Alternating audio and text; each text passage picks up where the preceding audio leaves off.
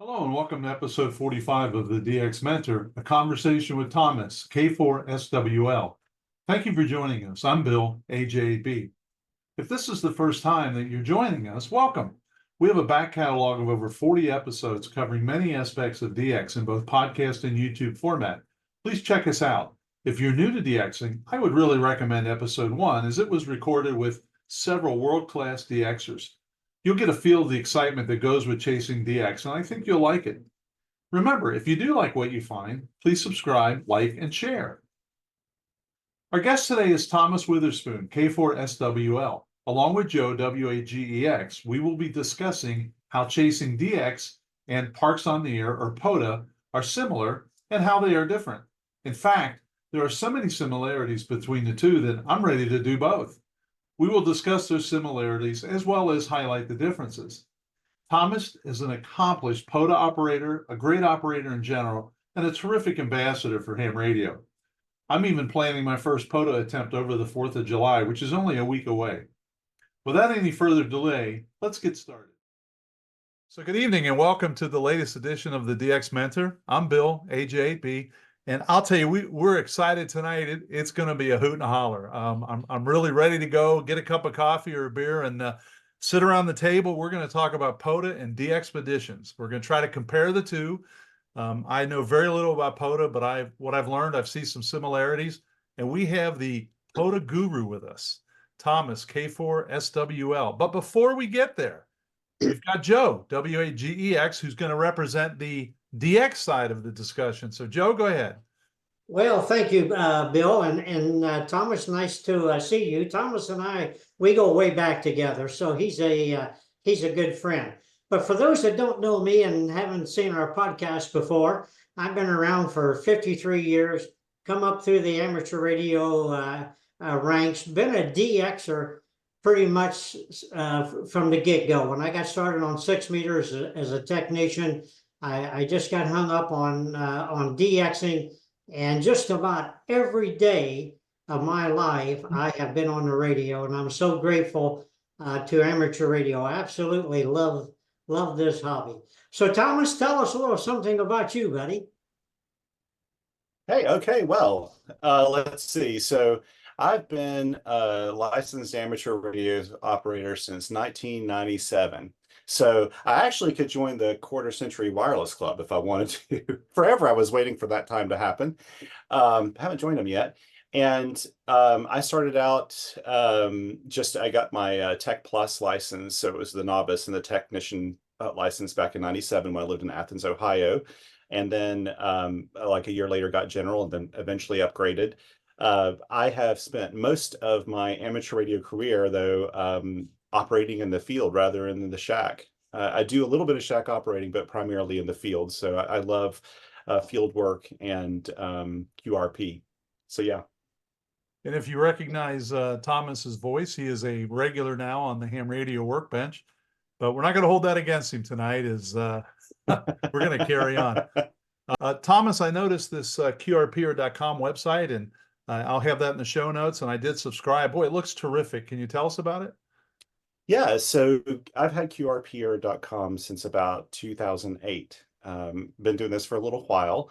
And I first created the website mainly because I'm interested in field radio and low power radio, of course. But I named it QRPer because I didn't want it to be a website specifically just about me and my operating. I wanted to invite other people to contribute to it. And I've been really fortunate that over the years, I've had some amazing contributors come in, some people that do guest posts that are regulars, and they talk about their gear. They talk about, why they pick, what they pack. They talk about the different field, they give field reports for different operating that they've done. I just had somebody write this past weekend and talk about getting a license in Thailand and operating QRP there and what that means and how that's different. Just lots of different stories. And I'm really privileged to be at the receiving end of all this awesome content that I get to curate on QRPer.com. So yeah, and it's not strictly, I always tell people it's not strictly just QRP. It's not just low power stuff. It does have usually a focus on field radio, but we put a little bit of everything in there. It just has more of a kind of a concentration on QRP, but it's not exclusively that. Okay. Well, I'll tell you, when I think of QRP, I go but way back when I was in college with the Tuna Tin 2. Yes. I built those. I built another one, and I just never really caught that bug. So you've really got my appetite charged up here. And there's one rig on the website. It's white. It says all mode HF transceiver when I clicked on your resources button. And I know we're going down a rabbit hole, but what is that rig? I have gotten asked more about that rig than I think any other rig ever. That is the Mission RGO-1 or Mission Argo-1. It's basically like a little kind of like cottage industry transceiver, kind of a legacy looking transceiver out of Bulgaria. And it's there's a fellow, a DXer that's there, and I can't remember his call right now, Boris, who created this radio. And I'll never forget, I think it was the 2000, was it the 18 or 19 Hamvention? I think it was 2018 Hamvention. I ran into Boris. He had just like a little stand in the flea market area, not in like the under the tents or in the main buildings. And he had one of these sitting out, and I saw it and I loved it the way it looked, mainly because it was so simple. Yeah. And I asked him about it, and we kept in touch. And then I kind of did a little beta testing with him for this. It's designed to be a kit radio. It's basically a modular radio, but he hasn't yet actually produced it as a kit that you just put together as a kit. He's actually just been making these sort of in small production runs with different modules. And it has insanely good performance, like just good traditional, wonderful audio, a really good front end. It's just the QSK is silky smooth. There's so many good things about this radio, and for people that are listening to the podcast, it looks something like an Elecraft K2 or a Tentec Eagle, one of Yes. those radios, which is a simple display, a large encoder, and all the buttons you need to do your operating without any really deep embedded menus. Wow, that is really cool. I'll certainly put a link to that. And you're right, I got a very Tentec feel from it. So well, cool, because there was something else that you said on the Workbench podcast about DXers and contesters, and how DXers and contesters have a tendency to help everyone out because they're always pushing the state of the art, or they're pushing best practices, et cetera, which I thought was really an excellent perception. So that's when I thought, well, maybe we can combine POTA/SOTA with DXpedition, and let's see what's similar. Maybe we'll get some crossovers, and you'll get some crossovers, and otherwise just have some fun with it. So I'll go over to Joe right now. Joe, let's say we're going to do a modest DXpedition. We're not going to Bouvet or something, but let's say you're going to the Bahamas again, or how would you pick a destination if you were going to go to a DXpedition to work, off the States? Well, I would pick a place that's easy to get to, that's affordable, and that has got accommodations for 3, 4, 5 people, or 3 or 4 or 5 couples, whatever the case may be. Sometimes it's nice to take the XYLs because they'll cook for us while we play radio around the clock. So the girls like hanging out with us. So those are the things that I look at. And then can we get easy flights into a location? I like the Bahamas. I've been down through all the Bahamas many times, and you can leave Cincinnati, because that's where I fly out of, at 7 o'clock in the morning, and connect through Atlanta, get into the Bahamas. You're there by noon, and get a taxi or rent a car, get to the house, put up some antennas, and we're on the air that late afternoon. So those are the things that I try to look for particularly. Okay, Thomas, when you're picking a destination, you say, I got a good part of a weekend, I'd like to get something activated. What's your thought process? So this is one of the really cool things about Parks on the Air and Summits on the Air, for that matter. It's the sites are already kind of designated. So, you know, in a DXpedition, you're looking for, you know, that DX country that you want to go to. And especially if you're doing it on a holiday sort of thing, like Joe was talking about, where you're just setting it up and you got family with you, you could pretty much do it anywhere, depending on how modest you want your station to be. It's the same thing with Parks on the Air, but there's a, you know, there's a really nice map and lots of lists of sites that you can activate with Parks on the Air. So what I tend to do if we're going away for a weekend and I think that I can escape a little bit, and fortunately my wife and both of my daughters, they're all licensed now. My wife, actually, she's licensed mainly because she made the mistake of saying to me one time right before my birthday as we were heading to the Huntsville Hamfest, she said, you know, or no, actually we were heading to Huntsville, but not for the Hamfest. And she said, you know, I was thinking about for your birthday this year that maybe I'd try to get my ham radio license, and then I wouldn't let her out of it. And so she tried to back up it, deer in the headlights, look, everything.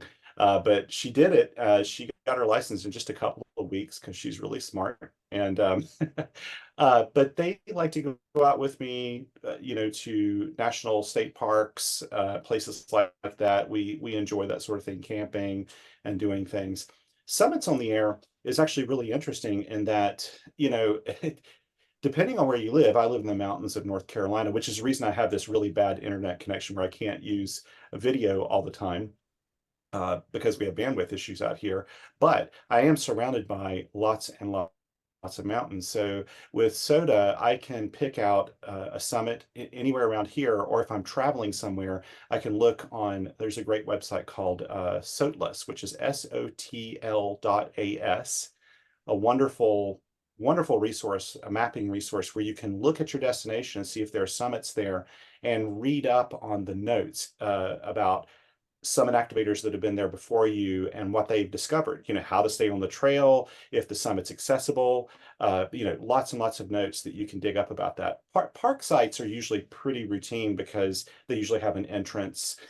You know, a lot of times they accommodate people with picnic facilities and all kinds of things like that. Summits, a lot less so. Summits here can be kind of difficult sometimes. They may look like a not so hard summit, and then you get out there and you realize it was more than you were planning on. So yeah, I always try to look at those websites and map it out when I go on vacation somewhere to find a spot. So I have Caesars Creek State Park right by my house here. How would I find out what its designation is? So what you would do is go to POTA.app, POTA.app. That is a website. POTA itself doesn't actually have a phone app that you download or you know, for your tablet or phone. They just use this site that's formatted to where it works really well, you know, in a, you know, on a phone or on your computer or whatever. And in the menu, you can actually go down to, you know, find a POTA site. And actually it's listed on here. I'm gonna have to pull it up just to make sure I'm saying it correctly. They just have they have a map and a park list that you can go to. The map can be a little deceiving because it has one pinpoint, one yellow dot, say for Caesars Creek, it'll just have one dot there. But of course, a lot of these parks are vast and huge. Some of them are national parks that stretch into 2 or 3 states, and they'll only have one yellow point there. So there is some extra, you know, research you need to do if you're going somewhere and you don't know where the parks are to find out where it is. But yeah, that's where you would go and you would look up either by your state or on the map, and you click on the little dot and it'll tell you who the what the designator is. And here in the US, it is now US dash and then 4 or 5 digits. Okay. And you need to know that park number before you go out there. And just like with SOTA, you really need to know your SOTA summit designator before you hit the field. And yeah, but everything will be there on that map and in the database. So do I have to tell them ahead of time I'm going to Caesars Creek, or do I just go there and operate? And it helps. So Caesars Creek, if you were operating single sideband, and let's say that you know that you'll probably have mobile phone service there because you've been Okay. there before, you don't necessarily have to announce it. No one's really peruses the announcement section, or what they just have a menu selection on the POTA site that says activations, and you can kind of browse it to see who's activating what. So if you're a hunter who's really looking for some specific parks, that's where you go to look to see if someone's going to be on the air. With single sideband, it's very rare that someone would actually look for that and then look for you on the air. However, when you put in, when you announce an activation or schedule an activation on the site, if you're using a digital mode or CW, it tells the site to follow the reverse beacon network and those sorts of things to try to find you on the bands, especially with CW. So I can go to a site that is super remote, that I have no mobile phone access, and if I've announced it on the website, as long as the link between the POTA site and the reverse beacon network's working, it'll automatically spot me when I start calling CQ. Very cool. And then did I understand you need a minimum number of QSOs when you're at that site? You do. So for parks on the air, you need to, as an activator within the UTC day, you need 10 contacts. Right. In order for it to be a valid activation. Those contacts can be, so for example, if I was working Joe, if Joe worked me on 40 meters CW, if I then moved to the single sideband portion of the band and he worked me single sideband, those would be two completely separate QSOs. They would count toward that 10, even though he's one guy. So there are no dupes in that sense. And every time you change a band or a mode, it becomes a new contact with someone. Okay. SOTA, Summits on the Air, only requires 4, but those 4 have to be unique contacts. So you've got to make sure that you're, they do, in a sense, have duplicates, at least on the activator side. But frankly, I've never had any problem at all doing a SOTA activation and not being able to get 4. That happens so rapidly with a SOTA activation typically. Very cool. Now, do you have to, I don't know why you would, but I'm again trying to draw a parallel. Do you have to do anything to prove, like, I can almost see Caesar's Creek from here. Do I have to do anything to prove I was actually there? Or it's like, come on, Bill, if you're going to be that dishonest. Well, first you got to pass the lie detector test. Oh, well, okay. Yeah. But that's virtual, No. so I can do that. That is so both of these programs, Parks on the Air and Summits on the Air, and they're both the ones that I participate in the most. They're self-policing in a sense. Okay. It's an activity. It's not like trying to get your DXCC where you have to prove things by having your QSLs checked and all those things. None of that's needed. It's kind of an honor system. Mhm. But of course, part of the fun is following the rules. Yeah. Because those rules give you those boundaries to make it interesting. And I mean, to be honest, like with a summit activation, I'll spend some time. There have been some summits I've spent more time doing research for that summit than I actually took me to go do the summit activation, because Wow. it may be a complicated one. Finding out how to get to the trailhead, getting all my notes down, all that stuff. And with parks are a little easier, but with a park, you just need to be in the park boundary. Mhm. So within that park, somewhere in that park, with the park open, you really don't want to do it on a day they're closed. They frown upon that, of course. And with a summit, you just have to be within the activation zone, which I think is 25 vertical meters from the true summit. They give you a little bit of space there in case you need to position yourself, to protect yourself from, like, say, the weather, or if the true summit is actually something you just can't stand on, they give you a little bit of space to do it. Yeah, if you're in front of the bear cave, they allow you to move a little bit. Yeah. They do. They Yeah. do. So Joe, you've got 2 examples I'm going to give you. So let's talk about, you've gone to the Bahamas. How do you prove the ARL desk that you were in the Bahamas, or do you even have to? No. Okay. All the trips I made to the Bahamas, I never had to prove to Bill Moore, the guy way back when I was doing all this, who was in charge of the DXCC desk, but I did not have to prove to him. But on the trips when we went to Midway, Wake Island, Swains, then we had to prove to the desk that we were there, either by your passport being stamped, your airline tickets, where you were connecting from Honolulu to Pago Pago and American Samoa. Some way you had to prove to them that you were on the island. Taking pictures maybe, but yeah, it can get a little complex, because they want to be sure on these rare ones that you are really there. Wasn't it Don Greenbaum that told us they really don't tell you all the criteria, because if they did, then people could actually simulate everything, right? So they Yeah, never tell that's- you all the criteria they're looking for. That's right, because we could forge it, let's face it. Yeah, yeah. Sure. So I may have interrupted you. Did you have a question before I? Well, I was gonna ask, Thomas, going to a summit, what is the longest, time that it took you to get to the actual summit, Thomas? You know, that's a funny question. So once I went to Standing Indian campground for the W4 soda camp out. Every year there's a spring and a fall camp out for the W4 section of soda activators. And it's kind of an informal thing, but we just all go to a campground and it's fantastic. Unlike a lot of things like say the W4 DXCC conference or DX conference, where you get together and people tend to kind of hang together during the day. It's almost the opposite at one of these summit things because you don't want a group of 24 people going to one summit. Everybody spreads out and they go do their own summits. Well, that morning I got up and I had to go into town to make one phone call. We had a person staying in our vacation rental, and I had to sort out something with that, then get back to the campsite. And I was a little late to start. I like to start my summit activating pretty early. And I decided I was going to do this one. It was a Standing Indian campground. And I thought, well, I'll go to Standing Indian. That's one of the summits. And shouldn't be too hard. I knew that there was a trailhead there at the campground. And I went to the desk to just get the map. I knew it was a pretty well-marked trail and everything. And I went to the front desk and there were two women that wanted to also go to Standing Indian. And that was great because a lot of these summits, you don't want to go alone. It's nicer to go with someone. Because sometimes on some of these longer summit trails, you know, if you hurt your foot or do something and you're out of commission, there may not be another person pass by for a while. So we had these two ladies that became good friends by the end of this.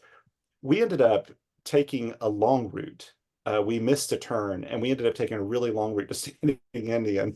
And we got up to that summit probably around like 2 p.m., which we should have been there before noon.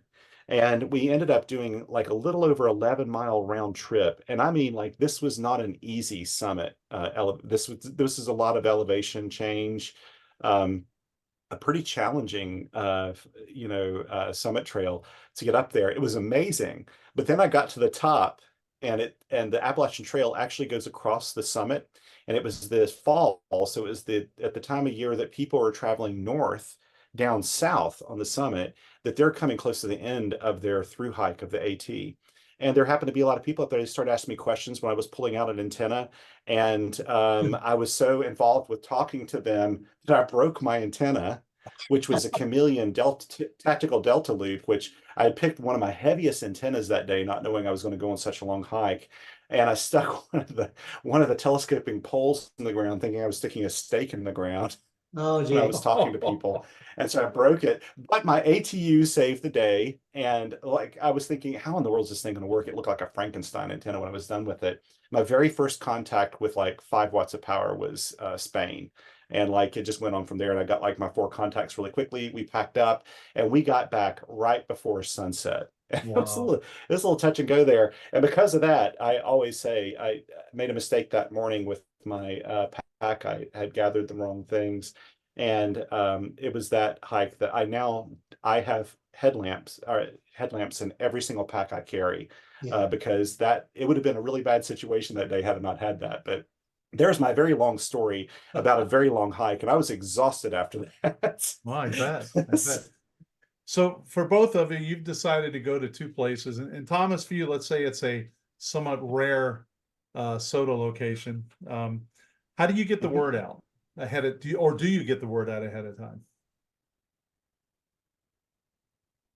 So so soda and POTA are a little different from each other. Soda, in a way, so first of all, POTA, Parks on the Air today is orders of magnitude larger than soda. Soda is a very small program compared to POTA. And the soda community has been around since about, I think, 2002. And it's pretty darn cohesive online. So there's actually an official soda discussion group. And if I was going to go do something really rare, like let's say that I was going to Svalbard or something like that, which I really want to do someday, and I was going to activate a summit on Svalbard, I would announce it on that bulletin board. but I'd also announce it on through the SOTA website, schedule or announce the activation. But I think that the discussion group would be the first and best place to do it. People would probably pipe in and say, hey, I've been there before. Here's some things you need to know. There'd be some good notes. POTA, honestly, there's like a Facebook group, there are Discord channels. It's just such a large community of people that there are a lot of different places that you could make an announcement. But by and large, it's just hopping on the air and having your activation scheduled on their website so that you get spotted. If you can't get spotted, especially if you're operating single sideband where you're using your voice, then it can get really complicated to get your contacts that you need. Okay. So talking about the size, we had our DX forum at Hamvention, and the room was pretty packed. I mean, there were empty chairs, but we had well over 400 people there. And I came back about an hour later to kind of sit in on part of the POTA, and it was standing room only. I mean, people were falling out the doors, and Yep. I was shocked at the enthusiasm and the size of the crowd. So, and I see that as great. Anything that can advance it for all of us is a good thing. So, so Joe, I know there's some It's been standard, huge. Mhm. I know there's some standard channels you would use, Joe, as far as getting the word out. So I assume Bernie W3UR would be one of them. Oh, for sure. Yes. I always try to get the location first. Number two, get a license to operate at that location.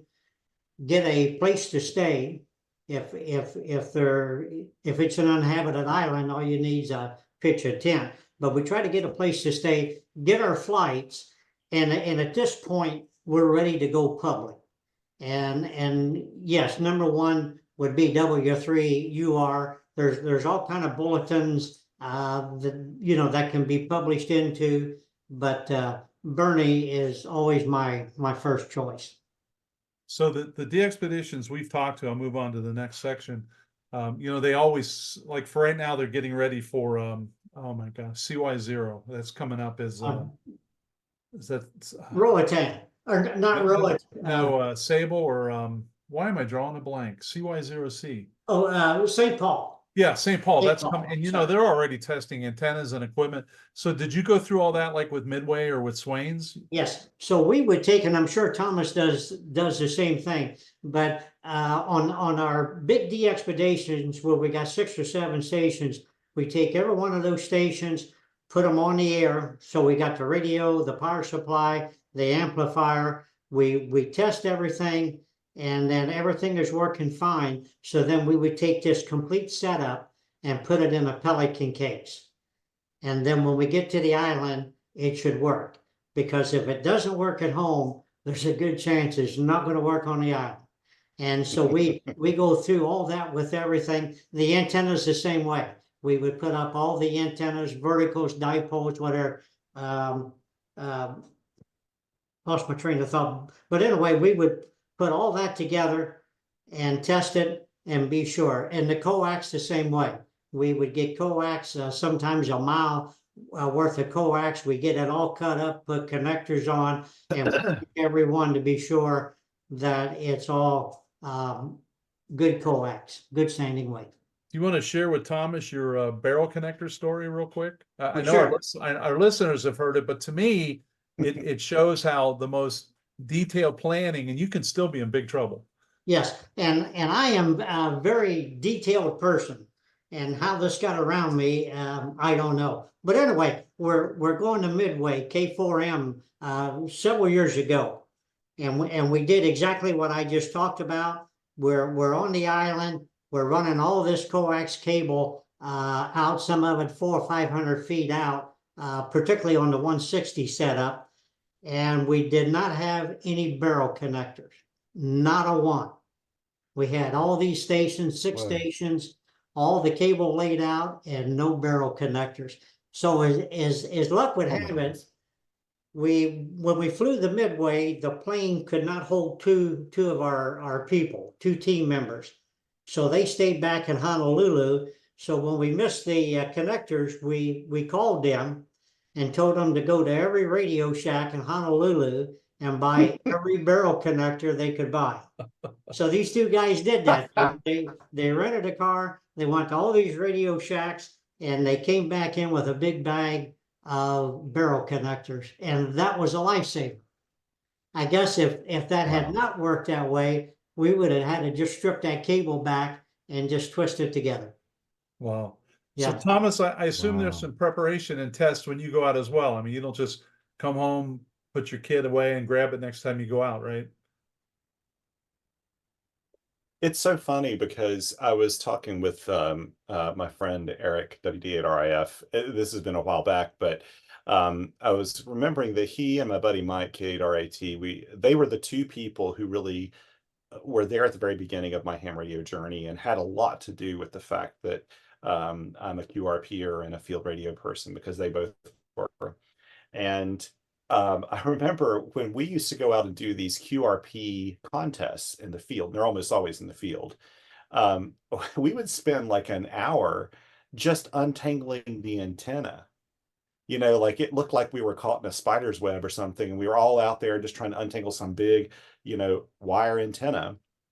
And I look back at it now and I think, golly, I can't believe like I didn't know how to do that better because now one of the great things about POTA and SOTA and a lot of these on the air activities is if you operate portable, which I do, I'm very much a portable operator. I don't really do mobile.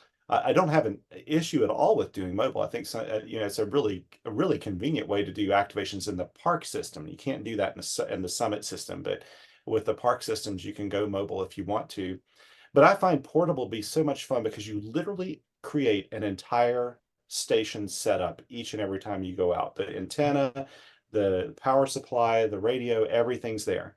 And once you do this a few hundred times, you get good at it, where you just kind of know what's there, and it's even somebody like me can learn how to do it and keep up with it. So I actually keep, I used to do a lot more of this lately. I switch around so many different radios. I don't do it as much as I used to, but I probably have about 5 or 6 dedicated field kits that are completely self-contained that I can grab. And I know I've got a radio, a charged battery, or some kind of power source in it, an antenna, a feed line if needed, a key, earphones, a logging book along with a pencil.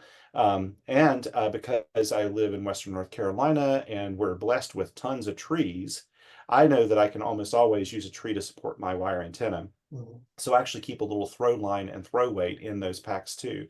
So they're completely self-contained kits. But the thing you're talking about, Joe, that is so I really am a big believer of is if you start to build a field kit for parks on the air and especially summits on the air, you want to go out in your front yard or something, your backyard, and you want to put the entire system up as if you're getting ready to go out.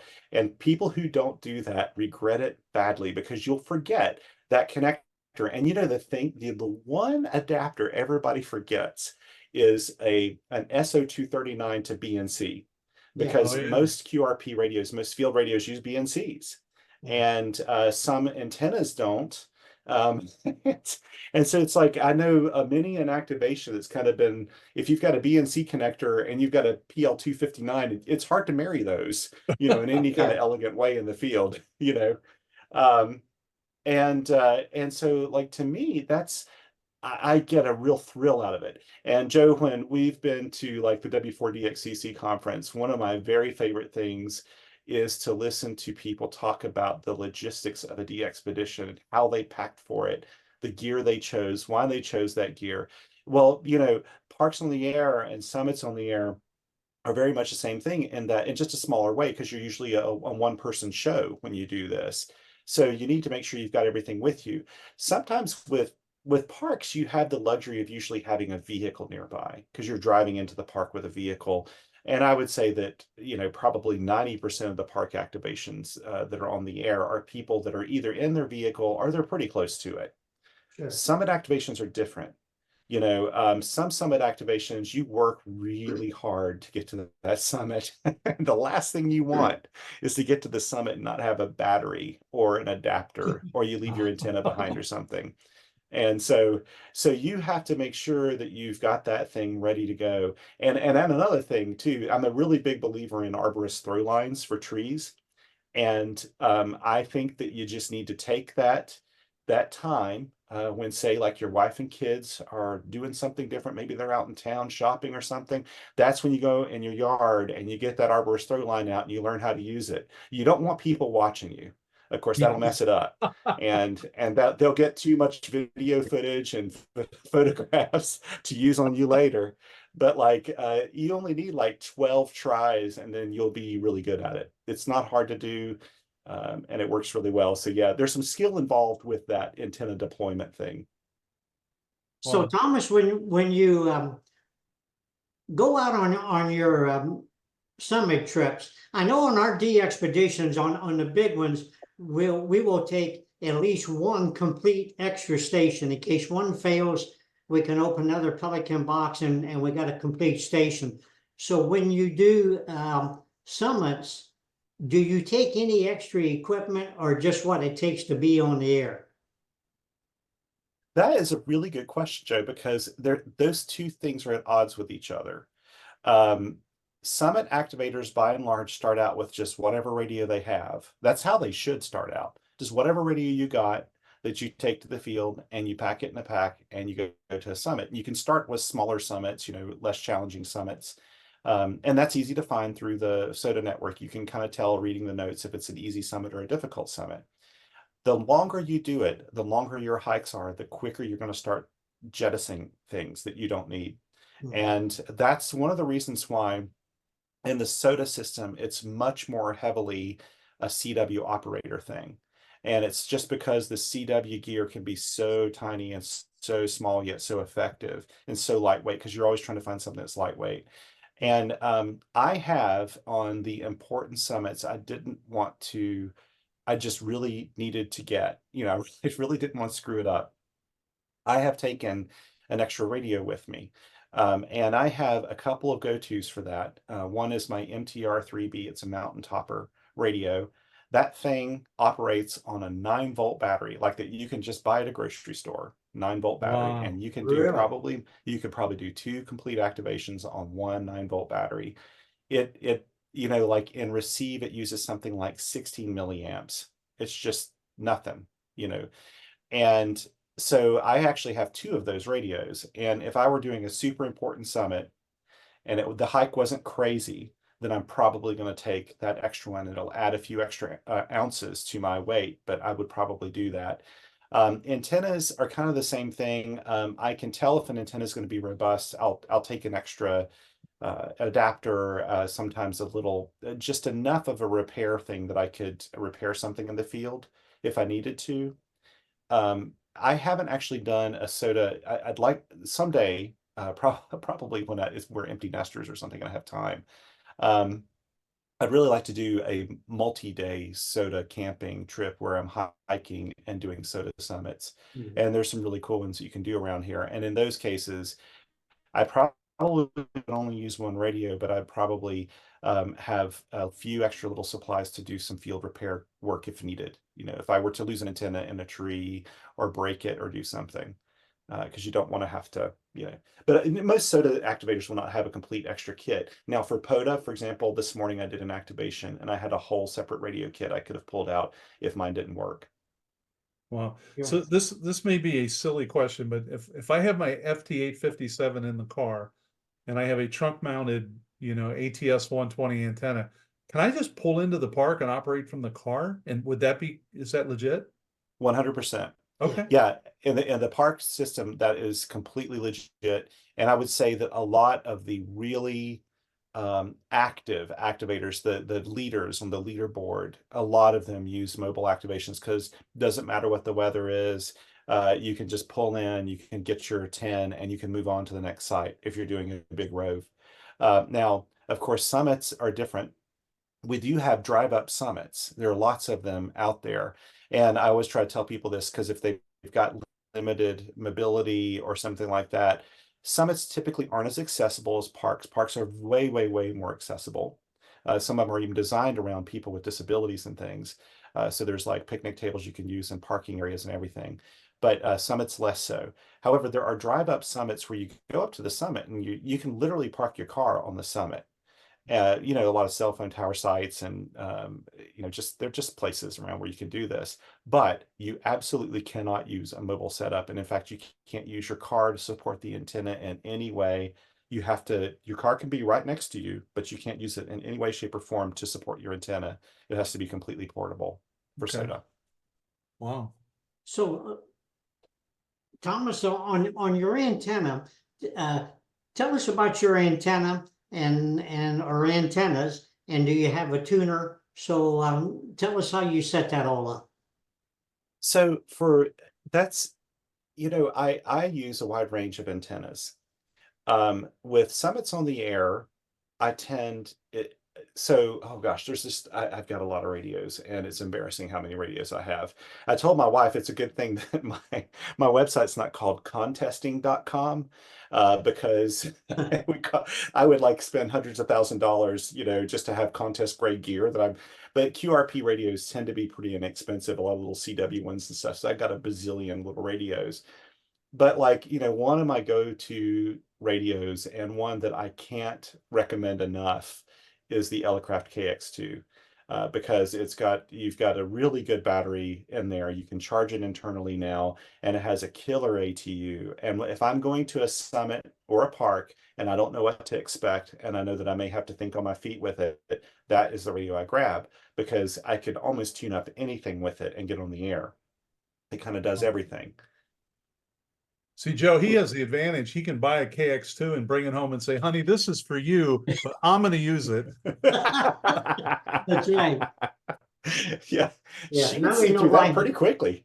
Yeah, that's pretty good. Now we know why he convinced her to get her license. There you go. Yeah. So That's exactly right. do you concern yourself with, you know, sunspots and propagation, et cetera, or is that kind of it's easier to make QSOs during the good times versus bad, but you don't really let that dictate? How do you take that into account?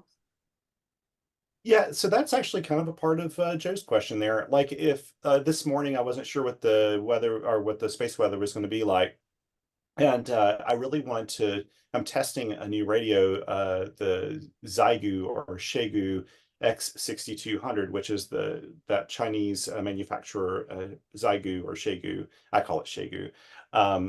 You know, they just came out with a new radio and I've been testing it for the past few weeks, and I wanted to do a single sideband activation.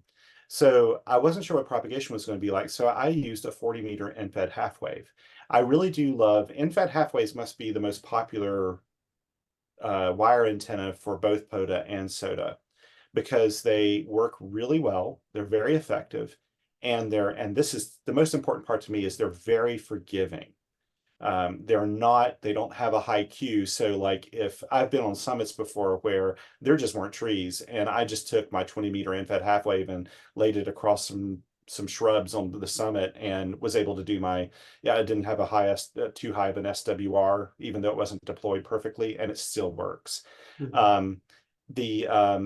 I will also use random wire antennas, especially if I know I'm going to have short trees on a summit, or I just want to, if I don't know what I'm going to encounter at a site, and I want to use a shorter antenna, like George, you know, my buddy George, KJ6VU, has this great company called Pac-10. I use his 9-to-1 Unan random wire antenna all the time, and it has a 31-foot radiator, and I also attach a 17-foot counterpoise to it, but you don't actually need that. And I can operate anywhere from like 60 to 6 meters with that antenna, with most of my radios that have a built-in ATU. And so if I know conditions are just kind of normal, I'll use that anytime. I'll use it even in bad conditions, but I won't use my super compromised antennas. I do use, and Joe, this is one I would never use on a DXpedition. I couldn't do it to all the people trying to hunt me. But I like to use this Elecraft antenna called the AX1, which is basically a little loaded vertical with a 4-foot telescoping whip. And I set out, I think in 2020, I made a video I bought that antenna from, actually, is Eric who had demonstrated it at the SEDCO conference. And I looked at it and thought, how that kind of looks like a toy. I don't think it'd really work. But I ended up buying one during the pandemic, because during that, we were just buying everything, weren't we? You know, like we'd see it and we'd buy it. And I bought it and I thought, let me just give this a go. And I went out and started a video and I thought, I'm going to tell people like, hey, it's a compromised antenna. It'll work, but it's going to be in a very compromised way. Turns out that antenna is one of the most effective antennas that I use. Wow. And a lot of that is because I live in the eastern half of North America, where we have this nice big footprint of amateur radio operators with a lot of density. And that antenna is so quick to put up and take down that I'm on the air longer and I get about the same amount of contacts, no matter what. And last year I was on the summit of Black Balsam. And it was kind of a last minute summit deal I had that day. I thought I can do 2 park activations or I can do this 1 SOTA activation. I went up there and I had the AX2, which is a monoband version of the same antenna, 4-foot telescoping whip with a little coil at the bottom of it, to load it. And you need an ATU or something to match it because, of course, those have a very high Q. And I had my Elecraft KX2 sitting on a knee board on my knee.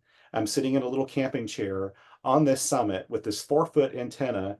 And I was sitting there thinking, I was doing CW at 5 watts. And I'm sitting there thinking, is this thing even going to work? And I think of that all the time when I use this antenna. It's like, this is a toy.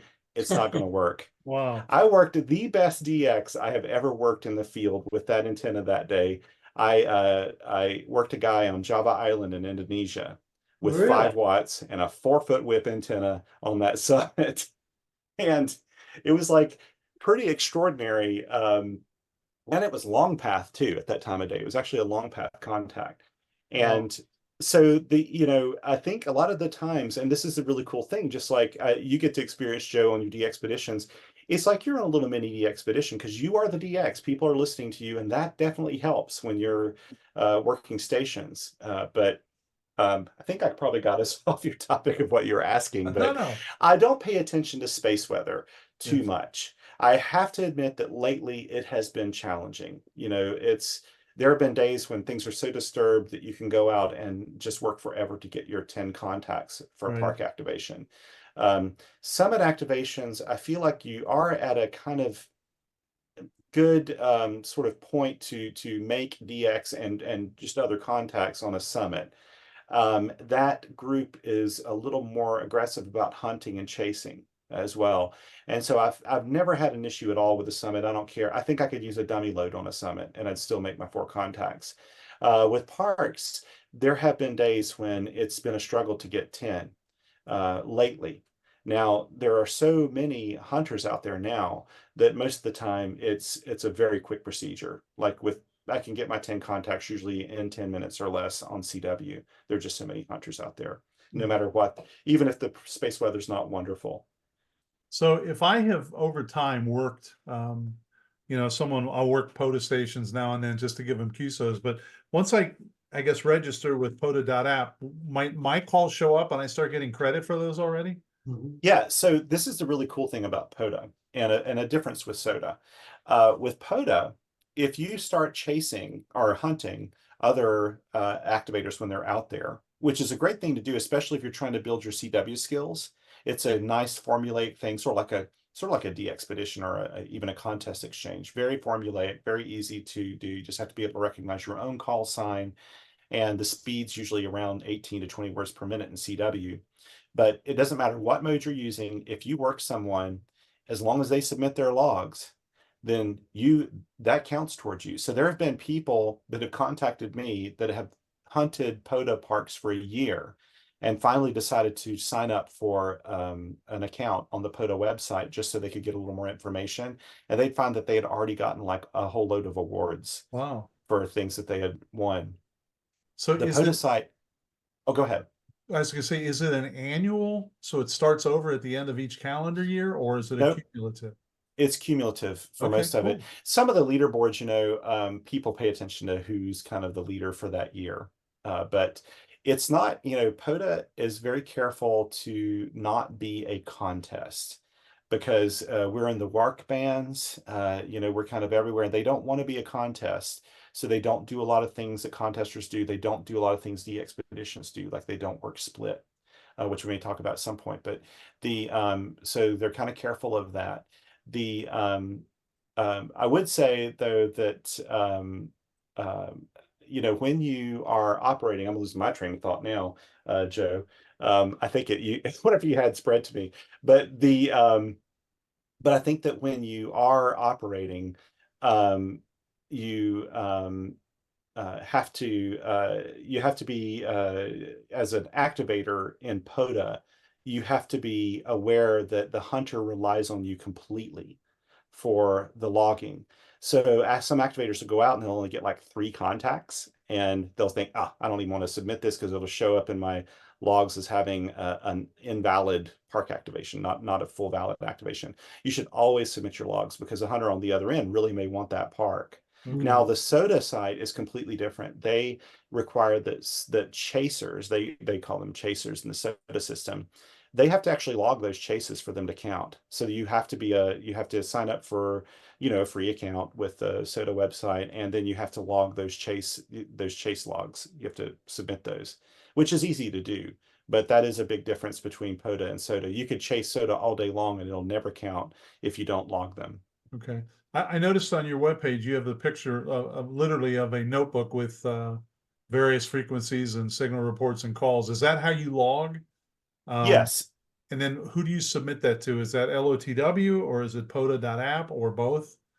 So you can do all of it if you want to. So there are some great apps for phones and tablets and even laptops to do logging in the field. And I'm sure there's even some that, I think DXpeditions use some of the standard ones. You could use all of those for logging your POTA and even SOTA contacts if you want to, because you want to spit out an ADIF file, and then both of those sites there's a special format that you need to use. I mean, there's just some things in that ADIF file that need to be included. And then it'll automatically just kind of pull in that content, and you could submit it and upload it yourself. Both of them are self-serving or self uploads you do. The POTA website, both of them also allow you to manually enter it on the website itself. So you can go into the SOTA Watch website, go to the database, and you can enter your own login. You can do the same thing on the POTA.app site. You can manually log it.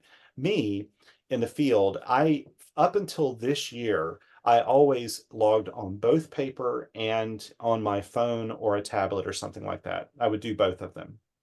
But I've actually especially since Parks on the Air now allows these manual uploads where you can just enter it into their system, I find that since I'm doing a video, I'm kind of more present when I'm not doing 2 logs at the same time in between the exchanges. So what I do is I log on paper, then I take photos of my logbooks, and then later I'll go back and enter all those. If I'm planning to do a really long activation, and let's say that it's a more, rare entity, then I'm probably going to log in the field live, with my, I'll take a tablet or something like that, just to make it easier on me. If I'm going to have 120 contacts, I don't want to go back and transcribe all those later. Wow. So you said you might be running 5 watts. Is that considered QRP, or is that standard and QRP is something less? So, there's no really strict definition of what QRP is. I personally kind of subscribe to what a lot of the QRP contests use, which is for digital modes and CW, it's 5 watts or less. For single sideband, it's 10 watts or less. Okay. I personally never really exceed 5 watts with my activations unless I'm doing something special with the radio. Like this morning was the very first time, I think in 4 years, I actually started the activation with more than 5 watts, and it was like 8 watts because I was testing a radio. I wanted to see how hot it would get operating at full power, that X6200. So I did that. I still consider that, very much QRP. That was in single sideband, and I consider that very much QRP. I find that with one of the reasons I love operating QRP and I love operating CW is I find that really you just don't need more than 5 watts to do the activations you're doing, as long as you have a reasonable antenna. You just don't need that. And I've gone out before and actually used 100 milliwatts to do an activation. Wow. And found that when I was using a 40-meter infed half wave, I really couldn't tell any difference I got the same amount of contacts in about the same amount of time. But when I looked at it on a QSO map later It looked about the same. There wasn't a whole lot of difference. I know that there's a difference on the other end. Yeah. There may be less people hearing me, but there's still plenty to get the park done at the same cadence that I normally do them. So I found that it was, pretty effective. Actually, and then one year I was down in Georgia, and it happened to be a POTA weekend for a local club, and they invited me to sit down at their station. They were running the, I think it was the 710 AESS, or what it's called, from the FT 710, I believe, from Yaesu. And they had it hooked up to, I think, an extra 250 watt amp or something. And they didn't want to switch it from that. I was like, can I just turn it down to QRP? And they're like, nope. And I was like, okay, well, I guess I'm running 250 watts or 300 watts or whatever it was. And I looked at the logs afterwards, and I ran for quite a bit as a special event, POTA station. Nobody knew who I was or anything. I just had the club call. I didn't see any difference at all in doing that and a 5 watt activation. I just find that it just doesn't make any difference from an activator point of view. Wow. So we did a podcast with KJ9I, David, who's a big 6-meter Earth, Moon, Earth guy. And he shared a story with us about a QSO he had with a ham in New Zealand. And by the time he was done, unbeknownst to him, the ZL, who was using a 6-meter dipole, was running 1 watt. What? And he was doing EME. Is that not true, Joe? That is true. Yep. Yeah. That is crazy. And it had something to do, and I'd never heard this before, but if you within a certain aperture, as your signal travels across the Earth toward the moon, it actually accelerates and gets gain. Yes. And that's how he kind of explained it. And I've not had a chance to research that, but he worked the guy on, and then the guy took a picture of his screen and emailed it to him, so he knew it wasn't lying. 1 watt EME with a dipole. Yeah. Wonderful. Yeah. And Bill, that's the guy that is the E51 EME. That's the same fella in New Zealand. Wow. Yeah. Wow. That is wonderful. Isn't that Yeah. crazy? I love it. So you made a comment that caught my ear a little bit, because one thing that I was taught by one of the 2 sages that I hang my head on in the 80s, it doesn't matter who you're working, where you're working, your radio should be on split, ready to split if needed, but at all times there would be some little bit of gap there just so you can get noticed. And you said you don't normally use split, but we can talk about that later. So Yeah. So Joe, I'll start with you. You use split all the time, right? Yes. Yeah. When we're on D expeditions and these huge pileups, yes, we're always on split the whole time. So Thomas, how do you or not do or do not implement split? Do not. Okay. And both the SOTA, and so the only exceptions to this would be, I think, if a D expedition was at a valid POTA or SOTA site. I think that's the only time that you would be running split. It would be a very special, very non-ordinary thing, right? Usually, and this is the thing, all the pileups are simplex. So it's challenging because split is amazing. Split, it just makes it, from the activator point of view, would make it so much easier to spread out those pileups when you do have a really large pileup. Yeah. But it's not that way. And so that's one of the reasons why I always encourage people when they're running simplex. First of all, Joe, you know him so well, this really dear friend of ours, Vlado N3CZ. I'll never forget that he went to another mutual friend, Richard's house once. I'll save his call sign just to save his integrity. And he had like an Orion 2. This has been probably a decade ago now. He had an Orion 2 set up, and he told Vlado, hey, come to my house and run this contest for my station. He had a really nice station, had great antennas and stuff. Vlado said, okay, I'll do that. And so he comes over there, and Richard had loaded up his Orion 2 with roofing filters, with everything. He like decked it out for CW operation, knowing that Vlado was going to do there, and he wanted to see him really get some good numbers. The first thing Vlado did was figure out how to turn off all the filters. And Richard said, I just put all those filters in. Why did you do that? And he said, I can't hear what's around me if I have the filters on. I need to be able to hear what's around me. He said, my filter's between my ears. And that is one of the things that simplex simplex pileups teach you is that that filter between your ears has to work really, really well. So when and where I really encounter those pileups are on SOTA summits, because if I'm activating a good SOTA summit and it's a just decent propagation that day, I'll get a lot of Europeans, a lot of West Coast stations, a lot of local stations, and just from all over. And they're all calling at the same time. And so it's a little harder to manage that pileup. You have to be pretty clear. You have to be in control of the pileup in those situations where you're not answering people who are doing really long tail ends and things like that, because it ends up spreading out that exchange with all those pileups, and it just gets frustrating because you're usually QRP, so you can't just come pounding in with a suffix and with a question mark or something like that. You have to wait for a clear spot to then call out, and it can just take a long time. So I really stick to it and try to follow the people that are calling in time, and then at the same time I really like it when people go slightly off frequency.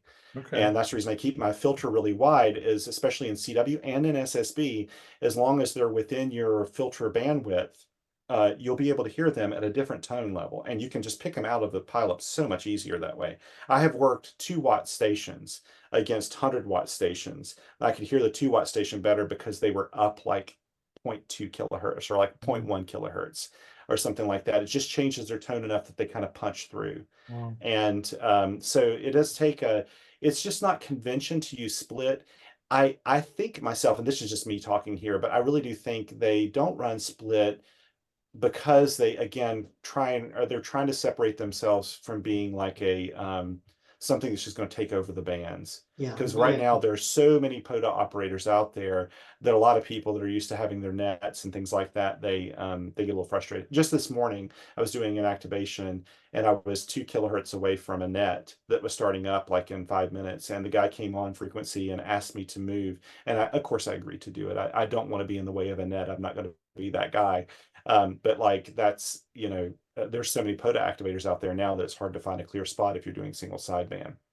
It sounds like an experience I had, and not about me, but for about 3 years, I think I mentioned I had an FT857 in my car, and I've got an hour commute, right? So 2 hours a day, I'm listening to the bands.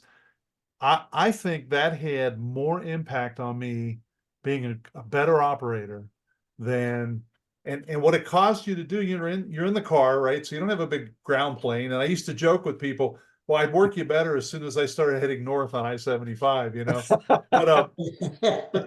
but it forces you to really listen. And then what I found out was the number of people that really don't listen is staggering, because they just, they get in and they call and they don't listen. And I wonder, do you feel like because of what you've been through with all your active, you think you're a better operator than if you'd have just been, like me sitting in the basement working, guys? Oh, 100%. What I think is so appealing about POTA, SOTA, IOTA, lighthouses on the air, whatever. What's appealing about that is it gives the kind of the common person, it makes them feel like the DX, because they are the DX in those situations. And so you kind of get that experience of being at the receiving end of a lot of people wanting to work you.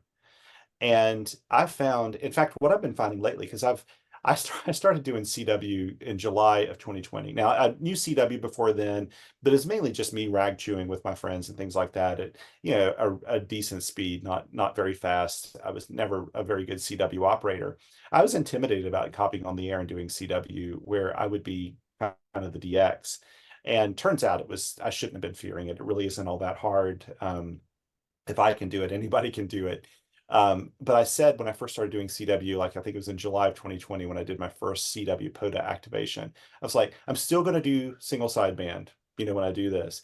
And I found that I just didn't, because the CW bands were so much easier. It was just so much easier with POTA or SOTA because of the accessibility of spotting. Now there are actually some really good tools like SOTAmate, which we covered on the Ham Radio Workbench podcast not long ago.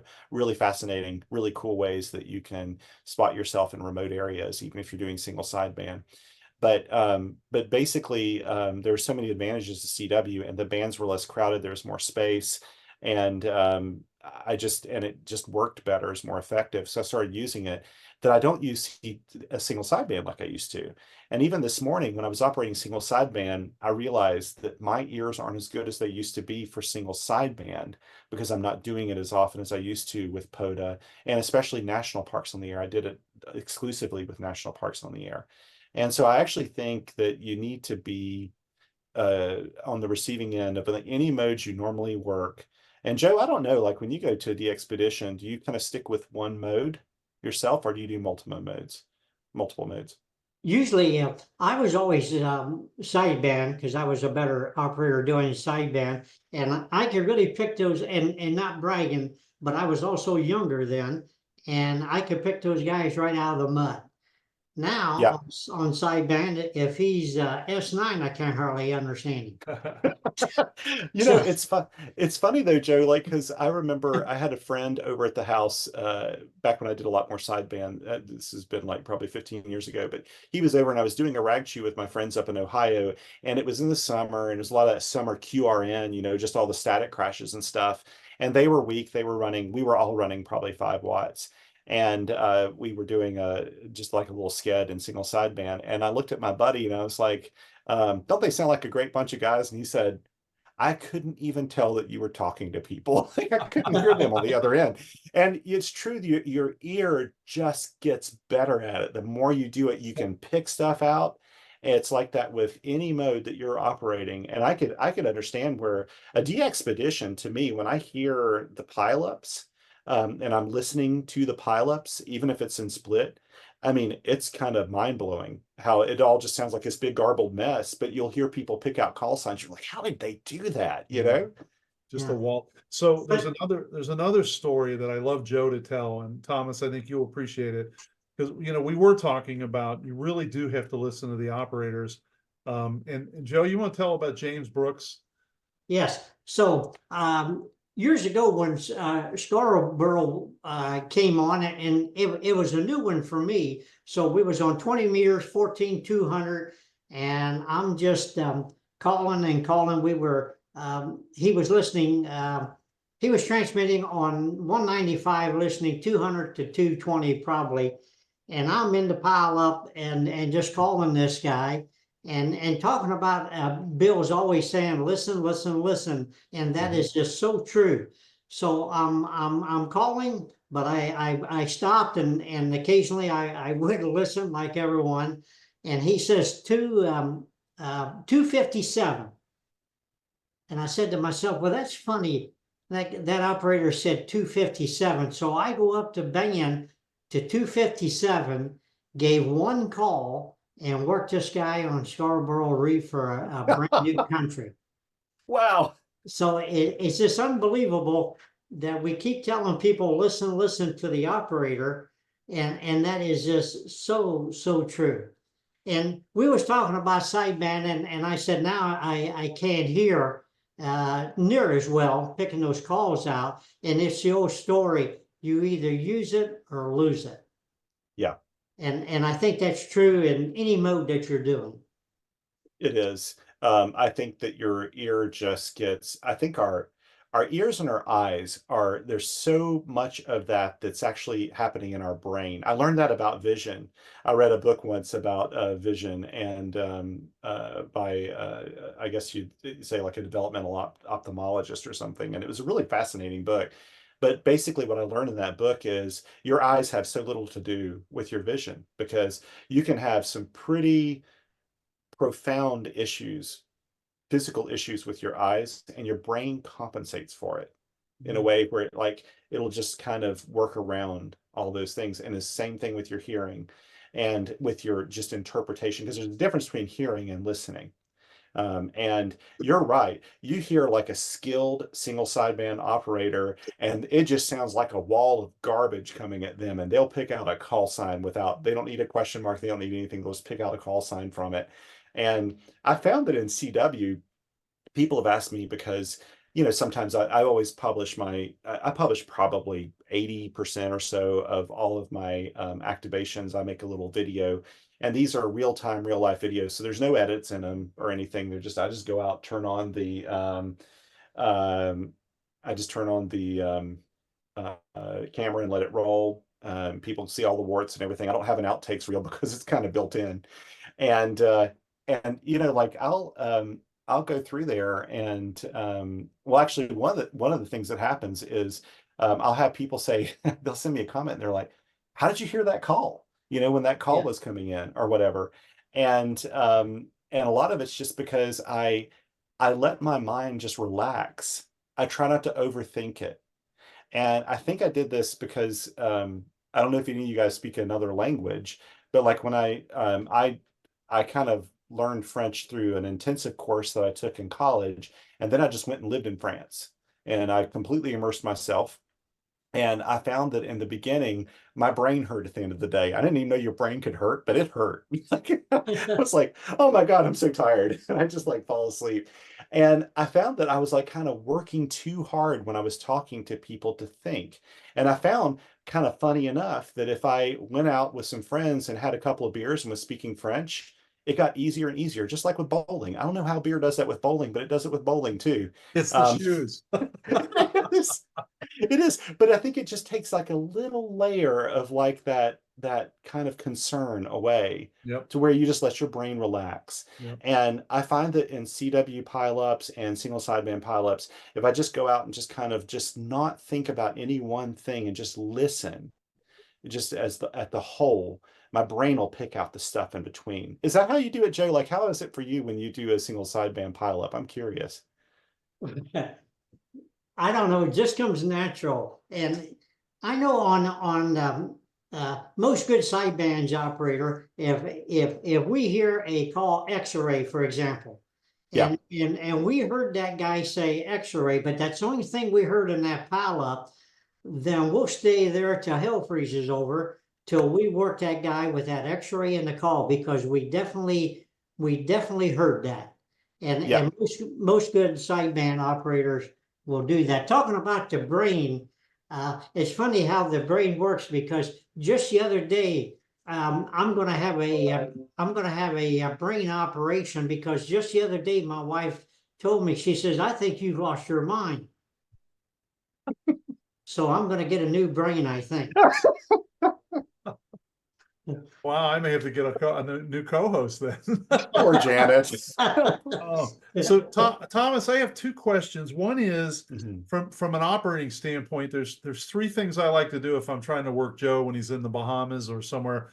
You know, sometimes it's split. I've already said that. Another Yep. time will be I like the tail end. So I'll hear Yep. somebody fending and I'll throw my call in. And another time it's just timing. I'll wait for everybody to call, count to 2, and then I'll send my call. Are you Yep. okay? Are you okay with those last two techniques? So for DXpeditions where you're operating split, 100%. I Okay. think there is nothing at all. When you're operating split, you need to use everything you have, and I don't think it has any impact on anyone else when you do that.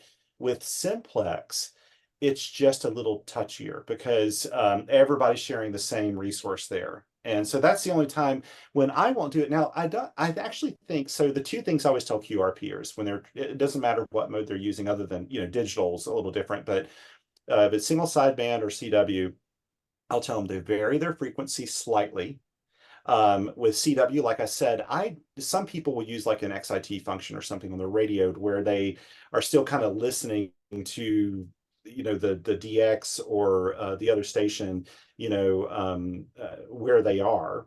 I don't believe in doing that. I actually kind of just move my encoder. I move myself so that I can hear the difference in their tone. And I Okay. know that they're going to hear roughly the same difference. It may be the inverse of that, but they're going to hear the same difference in my tone when I move. So I can kind of know that I'm not too far away.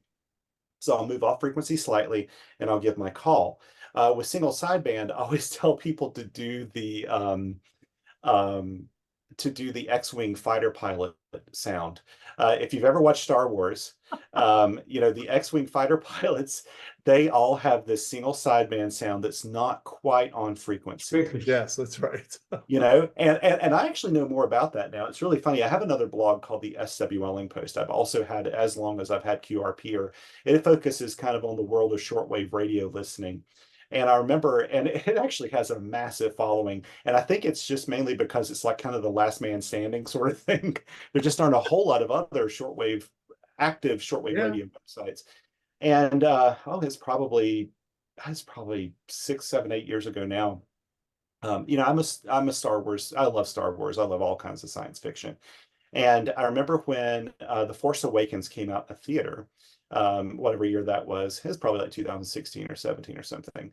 And the one thing I walked out of that theater after watching, I was like, gosh, you know, the soundscape, the audio soundscape sounds so familiar. It sounds so good.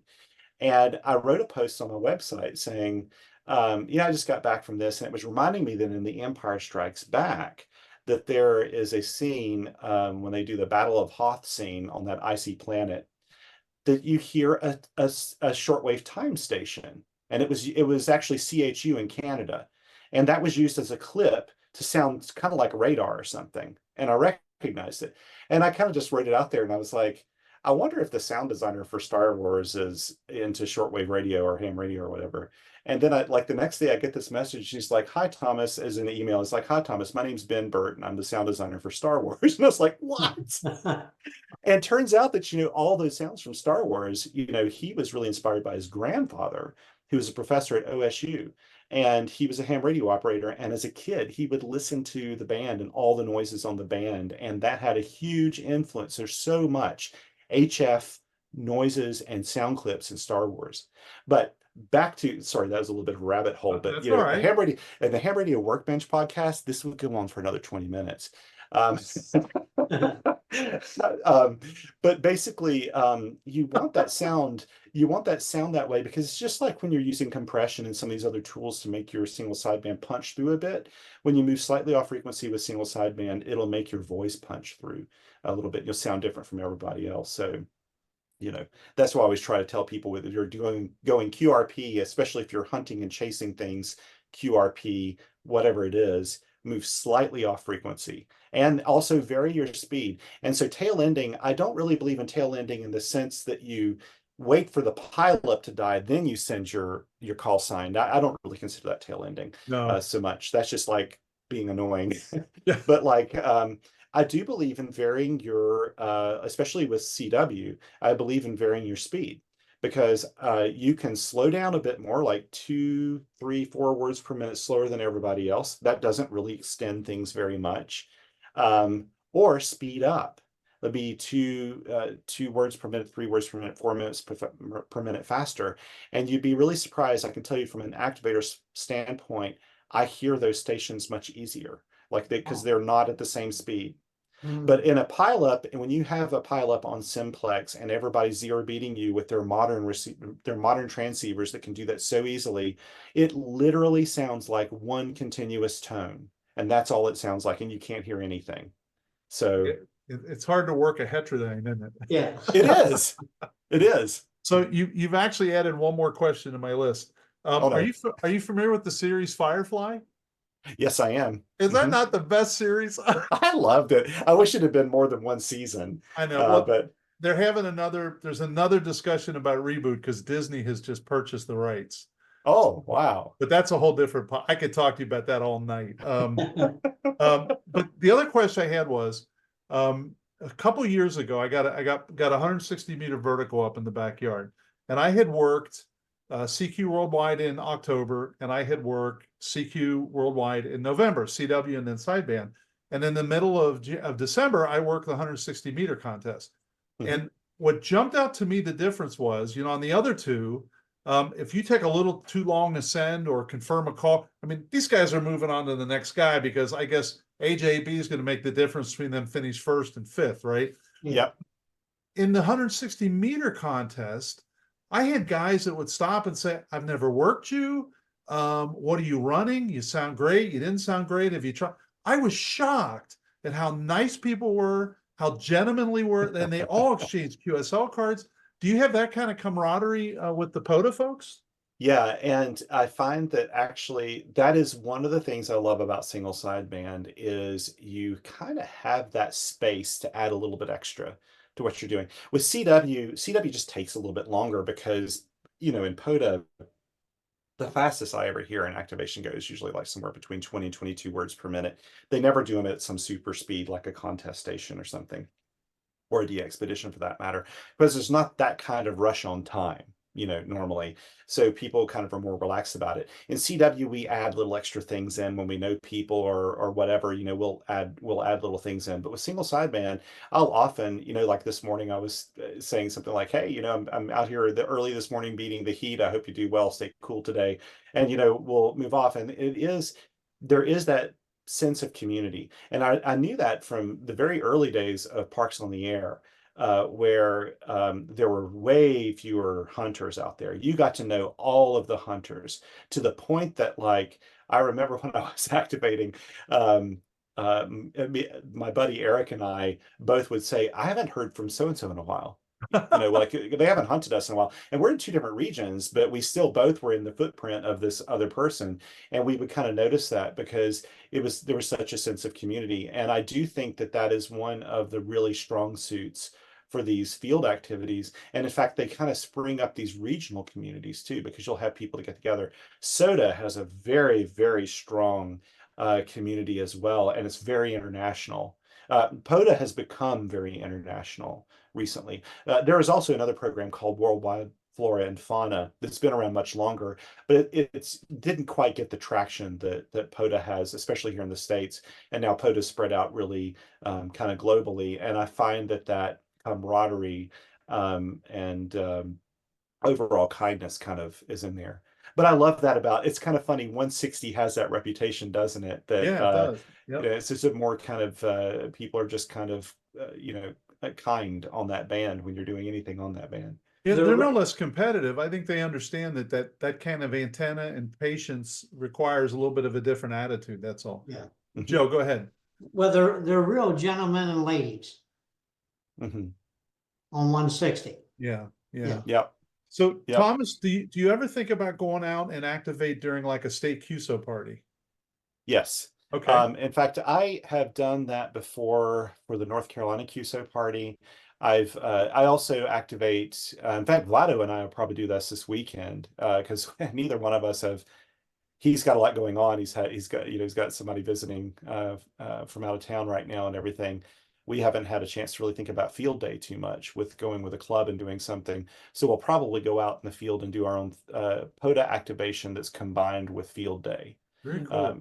Where we'll add those two things together. And that's the really cool thing about POTA is you can easily combine it with those things. SOTA is the same way too. There's no reason, but that you can't really kind of combine those activities when you do them. I will make one point about something that doesn't really happen with DXpeditions, and that is with Parks on the Air, especially, you can be in more than one park at the same time. So you can have multiples, like 2 FIRs, 3 FIRs, 4 FIRs, and that. I've even heard of some that are like, I don't know, like 5, 6, 7 parks, especially like in the Washington, D.C. area, where you have all these overlapping national parks and different areas, trails and parks and everything. They're in the same area. So you can, I quite often go to summits. In fact, I would say that more often than not, when I'm activating a summit, it's in some park area, some public lands that qualify for the Parks on the Air system. It tends to be because the POTA group is so huge compared to the SOTA group that if I'm going there, I won't announce it on the POTA website when I do it, because usually it's a pretty common very activated park. Like Pisgah National Forest is one of the ones I'm around here, but Pisgah National Forest has a lot of summits in it. And so if I announce it on the Parks on the Air side, they'll drown out a lot of the SOTA chasers that are trying to work me from Europe and stuff. So I'll only announce that on the SOTA site. And I mention that only because if you are planning to do SOTA, unless you're going out on a day when you know that like there's like a radio blackout or something crazy like that, where you just need to get everybody you can in order to make it work, most of the time I would say just stick with your SOTA designator, and then also give all of the people POTA credit as well. But unless you've got a lot of time to be on the air, you don't have to necessarily worry about announcing that for POTA, especially if it's a park that's activated all the time. It's not rare.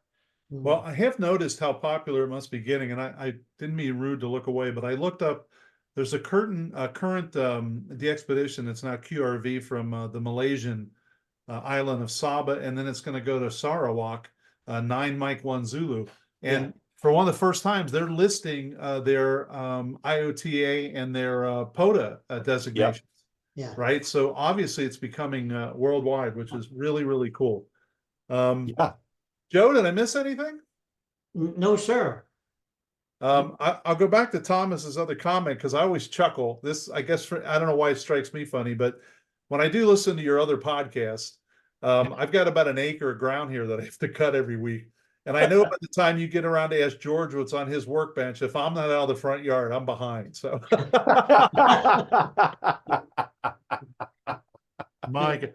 So Thomas, what would you want to add? Or we're in an elevator together and somebody says, well, wait a minute. Wouldn't you rather just put up an antenna and sit in your basement and get an amplifier and work them that way? What would you tell them? So I would say a couple of things. So first of all, I think the very first amateur radio thing I went to, which was the FYBO Freeze Your Butt Off QRP contest in 1997.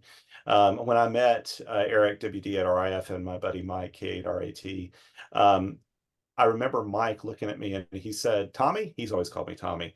He's like, Tommy, he said, he said, radios like to be outdoors. And this so happens that this operator likes to be outdoors too. I can operate my shack, but I've probably never been a very good contester because it's hard for me to sit for very long. It's not a good skill that I have. And so, I would say if you've never done this before, if you've never tried something like SOTA or POTA or IOTA or one of those things, give it a go. It's really, really fun being the DX. It's kind of like a field day anytime you want to go out. I would also encourage you, I'm not the sort of person who believes that you should only be QRP or I'm not an absolutist. I just don't believe.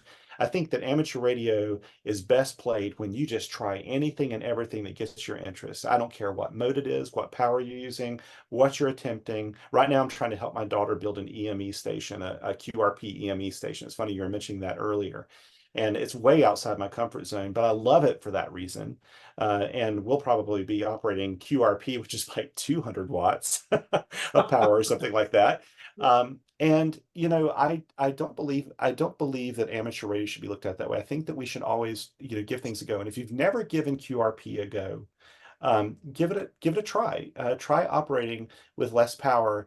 The payback is you can invest in equipment that's lighter weight, more efficient, easy to take out.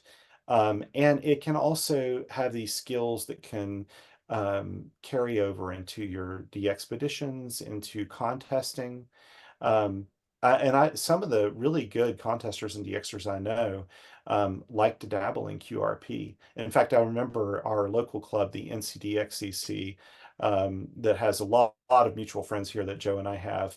They decided one year to see how quickly people could work DXCC with 500 milliwatts, so a half a watt. And some of those guys were getting it done in the month of January. Like they just started it and they got it done in the month of January. It didn't matter what mode they were using, and they loved it. And it was so much fun because it kind of put another dimension, another challenge in front of you to give it a go. So I would say just don't be afraid. Don't pay attention when people say you can only do one mode, like it's CW or nothing, or it's no digital modes don't count or whatever. Don't pay any attention to that. Don't pay any attention to those things. You just go out and do what you enjoy doing, and that's going to make the best amateur radio experience you can and make the best friends along the way. Very cool. I say amen to that. Yes, sir. Yes. So, Joe, it sounds like we can get our breweries on the air queued up here. That's right. 100 milliwatt. Yeah, but you got to stay outside with me. You can't go inside all the time. I have to go to the restroom, so I have to go inside. That's what it is. Yeah. Thomas, this has been more enjoyable than I thought it would be, and I thought it was going to be really good. So I appreciate your time. Man, I learned a lot. I'm juiced now, so I've got what I need. I just got to go do it. So I'm going to do that. And What I might get Joe to reduce to 5 watts at the base of his 80-foot tower with the log periodic at the top, but it's still 5 watts. Still five. Still five.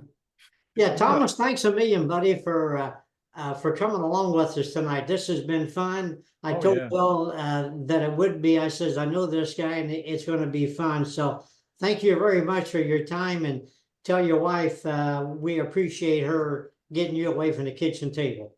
And good Well, luck to you. Good luck to your daughters. I think that's terrific what they're doing. Yes, So yes. good for you. yeah, I'm really lucky. My daughters are pretty amazing. And but yeah, it's the pleasure's been all mine. And I gotta say, if you one of the other reasons you should go QRP if you're into contesting and stuff is it's a really good way to spend money that you didn't know you could spend. Yeah. And that's one of the other things on the other podcast. Yeah, that we don't kind of do that focus here. on. Unless it's Joe's money, I don't spend it. So Yeah, that's the best money is Joe's money. I'll tell you, would you close with a story? You told a story a couple of weeks ago. I think you had taken your daughter somewhere and you were like outside in your car and you had a few minutes. So you took your new Elecraft rig maybe to a park or something and just decided to get on the air. Am I right in that, or? I have, so yeah, I mean, this happens it's actually happens pretty frequently. There is I don't know if this is the same story you're talking about, but I've actually gone, last year, I'm a tester for the Elecraft KH1, which is a handheld QRP radio that you can go completely pedestrian mobile. It's like an HT that you do CW on, and it's really amazing. And my daughters are very active right now. They're not quite yet driving, they're almost there. And so I take them to a lot of their events they're in. They were in plays and all kinds of things. But like when they're out, meeting with friends or going to classes or something, and I just need to wait around for them instead of driving out somewhere, I'll just like get out of my car, I pull out this KH1, put out the 4-foot whip that it's attached to it, and I go out there and hunt stations. And I remember the criticism when they announced that radio, I had a lot of people say, well, it's okay if you're an activator and you're the DX, but it's not going to work if you're hunting stations. I have not found that the case at all. I find if you use those little techniques I said, you can just hop in there. And I find it so much fun because you can literally have that thing up and on the air in 30 seconds easily, really easily. And so it allows for this really spontaneous, ham radio, which is really fun, especially if you live in an area with QRM and stuff like that, and you just want to get out. Just anytime you've got a little extra time, you can just sit there and hop on the air and have these really cool contacts and either chase or hunt stations or just do a rag chew with somebody, answer a random CQ call. And I love doing that. So I've done that before with my daughter. I will tell you another really funny thing. So like one of my daughters is into creative writing and art is really her thing. And her call sign is K4GRL. It's Sylvie. My other daughter, Neva, has since she was 8 years old, and she's going on 17 now. She is really into space, all things NASA. And when she got her call sign, they both got their call signs, or they passed their license, I think, in 2020 for their technician. Neva went on and got her general on her own. And I remember when they got vanity calls, because their calls that they were assigned were kind of crazy. Sylvie decided on K4GRL. Neva wanted K4TLI, and she wanted it because TLI stands for translunar injection. and so like every decision she's made since she was 8 is to get her closer to NASA. So no You doubt must be that so girl. proud. Yeah. Oh yeah. I kind of pitched the idea to her. She wanted to do like an amateur radio project. And I was like, we ought to try to moon bounce. And she was all about it. And I thought, oh my goodness, I need to get my wallet ready for this. K0MD, Scott Wright told us a story on a podcast about his daughter who decided to do a science project. So she decided to do propagation and sunspots versus signals. Well, had to get her license so they could get on the air and track all this stuff. And she did very well with it. So, oh, wow. So I'm trying to convince Joe Thomas, maybe you can help me. I'm 6'9". So he's always said if I would wear an aluminum jogging suit, he could load that puppy up and I could stand next to him. I keep saying no, it doesn't work. I could talk around the world. Yeah, you could. Yeah. Yeah, Bill, turn a little to the left. Okay, good. Yes. Yeah, there's enough of him to be both the Well, you antenna are and the just ground right. plane. No, Yeah, that's right. I love Oh, it. goodness gracious. Well, All right, It's buddy. been the pleasure's been all mine. Thank you so much for inviting me on. I love your podcast. You've got some really great content out there, and I've learned a lot just listening to it myself, Yeah. despite the fact you have Joe on the show. Yes. Well, trade-offs to everything, right? So, Yeah. but Well, he's thanks, thanks he's a million, buddy. yeah, if it weren't Oh, for yeah. Joe, I couldn't get experts like you, Thomas. So sincerely, I mean, that is, and don't sell yourself short. You can hang with those other guys. You're clearly a great operator. You know what you're doing. I've read your blogs today, and you're very well written. I can see where your daughter gets it. So congratulations to you, and I hope we keep in touch. I certainly would like to. Absolutely. Yeah. Yeah. Thank you so much. Thank you. All right. Well, thanks a lot, guys. Joe, have a good evening, and Thomas, thank you again. Okay. Bye-bye. Take care. Does that sound like fun or what? Thank you for joining us on this edition of the DX Mentor. I would like to thank our sponsors, ICOM America, the Daily DX, DX Engineering, and the Southwest Ohio DX Association. You won't find anyone more dedicated to DX than these sponsors. I would especially like to thank our guests today, Thomas, the K4SWL, and Joe, WAGEX. I would love to have your feedback, answer your questions, and provide help with any DX or amateur radio related issues that you may have. If you need clarification on something or you just have a question, email me at thedxmentor@gmail.com. Please drop me a line if you've achieved an all-time new one, received recognition, or have a DX event that you would like us to mention. We would be happy to do that.